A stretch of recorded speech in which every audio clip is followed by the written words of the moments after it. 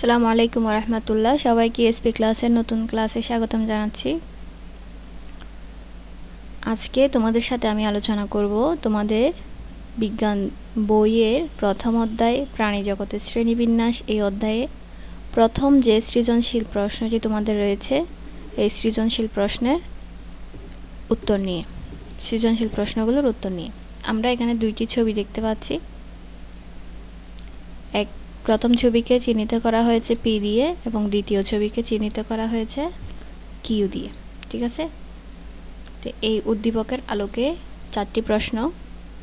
প্রথম প্রশ্নটি হচ্ছে শ্রেণীবিন্যাস কি। খ নাম্বার হচ্ছে বৈজ্ঞানিক নাম বলতে কি বোঝায়। আর গ নাম্বার হচ্ছে পি প্রাণীটি কোন শ্রেণীর ব্যাখ্যা করো। আর ঘ নাম্বার হচ্ছে প্রাণী দুইটি ভিন্ন শ্রেণীতে থাকার কারণ বিশ্লেষণ করো। তাহলে আমরা উত্তরে চলে যাই। এখানে আমি তোমাদের জন্য উত্তরটি সাজিয়ে রেখেছি। ক নাম্বার প্রশ্নটি কি ছিল? ক নাম্বার প্রশ্নটি ছিল শ্রেণীবিন্যাস কি। শ্রেণীবিন্যাস হচ্ছে বিশাল জীবজগৎকে সহজে ও ভালোভাবে জানার জন্য ধাপে ধাপে সাজানোর পদ্ধতিকে শ্রেণীবিন্যাস বলা হয়। বিশাল জীবজগৎকে মানে জীবজগতের যত কীটপতঙ্গ বা যত জীব আছে সবাইকে মানে সব ধরনের জীবকে সহজভাবে এবং বা সহজে বোঝার জন্য বা জানার জন্য এক ধরনের একটা তাদেরকে ধাপে ধাপে সাজানো হয়েছে। ঠিক আছে, বিভিন্ন শ্রেণীতে ভাগ করা হয়েছে। এই সেগুলোই হচ্ছে কি, তাকে কি বলা হয়? শ্রেণীবিন্যাস বলা হয়। আর খ নম্বর প্রশ্ন হচ্ছে বৈজ্ঞানিক নাম বলতে কি বোঝায়। একটি প্রাণীর বৈজ্ঞানিক নাম দুটি অংশ নিয়ে গঠিত। একটি প্রাণীর বা যে কোনো প্রাণীর বৈজ্ঞানিক নাম কি দিয়ে গঠিত? দুইটি অংশ বা পদ দিয়ে গঠিত হয়। যেহেতু দুইটি অংশ বা পদ দিয়ে গঠিত হয়, এই কারণে এই নামকরণকে বলা হয় দ্বিপদ। দ্বি মানে হচ্ছে কি? দুই। দ্বি মানে হচ্ছে দুই। দুই পদের অংশ থাকে, এই কারণে এটাকে কি বলা হয়েছে? দ্বিপদ নামকরণ। ঠিক আছে, তো এই দ্বিপদ নামকরণকে কি আবার অন্যদিকে কি বলা হয়? বৈজ্ঞানিক নামকরণও বলা হয়।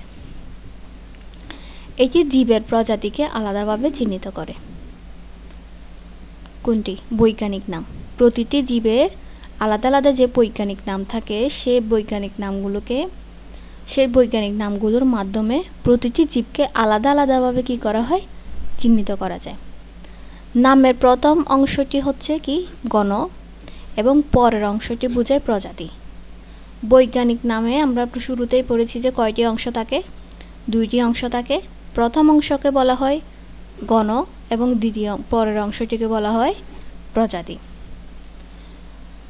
বৈজ্ঞানিক নাম সবসময় ল্যাটিন বা ইংরেজি ভাষায় লেখা হয়। বৈজ্ঞানিক নাম সবসময় কি ভাষায় লেখা হয়? ল্যাটিন বা ইংরেজি ভাষায় লেখা হয়। যেমন মানুষের বৈজ্ঞানিক নাম হচ্ছে কি? Homo sapiens. মানুষের বৈজ্ঞানিক নাম হোমো সেপিয়েন্স। দেখো, এই বৈজ্ঞানিক নামটি দুইটি অংশে বিভক্ত, হোমো আর সেপিয়েন্স। এখানে হোমোটা হচ্ছে গণ আর সেপিয়েন্সটা হচ্ছে কি? প্রজাতি। এটা যেহেতু তোমার কি দুইটা অংশে বিভক্ত, এই কারণে এটিকে দ্বিপদ নামকরণও বলা হয়, আবার বৈজ্ঞানিক নামকরণও বলা হয়।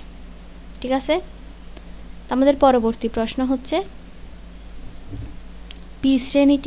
পি প্রাণীটি কোন শ্রেণীর। এখানে যে আমরা পি চিহ্নিত একটি প্রাণী দেখতে পাচ্ছি, এই প্রাণীটি কোন শ্রেণীর ব্যাখ্যা করো। পি প্রাণীটি আর্থ্রোপোডা পর্বের ইনসেক্টা শ্রেণীর অন্তর্ভুক্ত। পি প্রাণীটি কি কোন শ্রেণীর অন্তর্ভুক্ত? আর্থ্রোপোডা। এবার আমরা জেনে নিব আর্থ্রোপোডা পর্বের প্রাণীদের কিছু বৈশিষ্ট্য নিয়ে। প্রথমত, তাদের প্রথম বৈশিষ্ট্য হচ্ছে এদের পাগুলো জোড়া লাগানো থাকে। আর্থ্রোপোডা পর্বের প্রাণীদের পাগুলো কি থাকে? জোড়া লাগানো থাকে। তারপর 2 নাম্বার হচ্ছে দেহের বিভিন্ন অংশে বিভক্ত থাকে। তার দেহটা কি বিভিন্ন অংশে বিভক্ত থাকে, যেমন মাথা, বুক, পেট বা মাথা, বুক, এগুলো হচ্ছে কি বিভিন্ন অংশে বিভক্ত থাকে। 3 নাম্বার হচ্ছে তার দেহ কাইটিন নামক শক্ত পদার্থ দিয়ে তৈরি আবরণ দিয়ে ঢাকা থাকে। তাহলে 3 নাম্বারটা কি? তার শরীর, আর্থ্রোপোডা পর্বের প্রাণীদের শরীর কাইটিন নামক এক ধরনের একটি শক্ত পদার্থ দিয়ে কি থাকে? আবরণ তৈরি করা থাকে। সেই আবরণ দিয়ে তার শরীরটা কি থাকে? ঢাকা থাকে। তারপর পরবর্তী বৈশিষ্ট্য হচ্ছে মাথায় একজোড়া চোখ বা অ্যান্টেনা থাকে। মাথায় একজোড়া চোখ বা অ্যান্টেনা থাকে।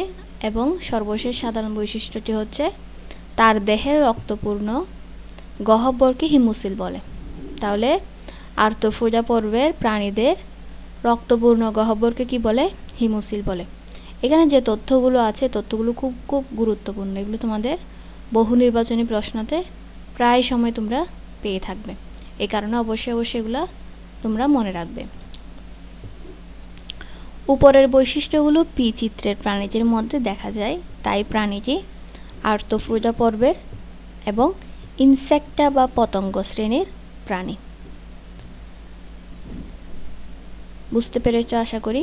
এবার আমরা পরবর্তী প্রশ্নের উত্তরে চলে যাব। আমাদের ঘ নাম্বার প্রশ্ন হচ্ছে, সৃজনশীলের ঘ নাম্বার প্রশ্ন হচ্ছে প্রাণী দুইটি ভিন্ন শ্রেণীতে থাকার কারণ বিশ্লেষণ করো। এখানে আমরা দুইটি প্রাণী দেখতে পাচ্ছি। একটি হচ্ছে ঘাসফড়িং। পি নাম্বার চিহ্নিত যে প্রাণীটি আছে সেটি হচ্ছে ঘাসফড়িং। আর কিউ নাম্বার চিহ্নিত যে প্রাণীটি আছে সেটি আমরা একটি পাখি দেখতে পাচ্ছি, দোয়েল পাখি বা পাখি বলতে পারো। পি ও কিউ প্রাণী দুইটি হলো কি? ঘাসফড়িং ও পাখি। প্রাণী দুইটি ভিন্ন শ্রেণীতে থাকার কারণ নিচে ব্যাখ্যা করা হলো। পি চিত্রের প্রাণীটি আর্থ্রোপোডা পর্বের ইনসেক্টা শ্রেণীর প্রাণী। এটি একটি অমেরুদণ্ডী প্রাণী। তাহলে আর্থ্রোপোডা পর্বের প্রাণীদের মধ্যে অমেরুদণ্ডী প্রাণীর একটি রয়েছে। এদের দেহ কাইটিন নামক শক্ত আবরণ দিয়ে ঢাকা থাকে। মাথায় অ্যান্টেনা ও চোখ থাকে। এদের পাগুলো জোড়া লাগানো থাকে। এরা ঘাস লতা পাতাকে জীবন ধারণ করে। এছাড়াও এদের রক্তে হিমোগ্লোবিন থাকে না। আর অন্যদিকে কিউ প্রাণীটি মানে পাখি, কিউ চিহ্নিত প্রাণীটি কর্ডাটা পর্বের শ্রেণীর অন্তর্ভুক্ত, মানে পক্ষীকুল মানে পাখির। তাহলে পাখি কোন পর্বের প্রাণী? কর্ডাটা পর্বের।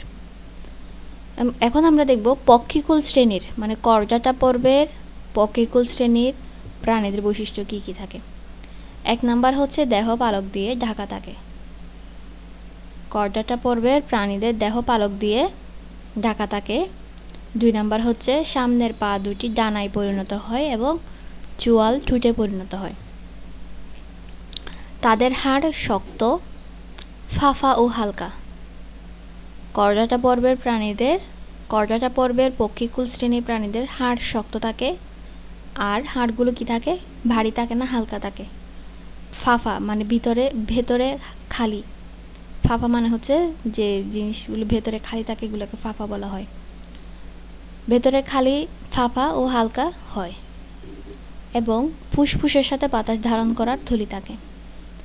এবং এরা হচ্ছে উষ্ণ রক্তের প্রাণী মানে গরম রক্তের প্রাণী। কিউ প্রাণীটি পোকামাকড় খেয়ে জীবন ধারণ করে।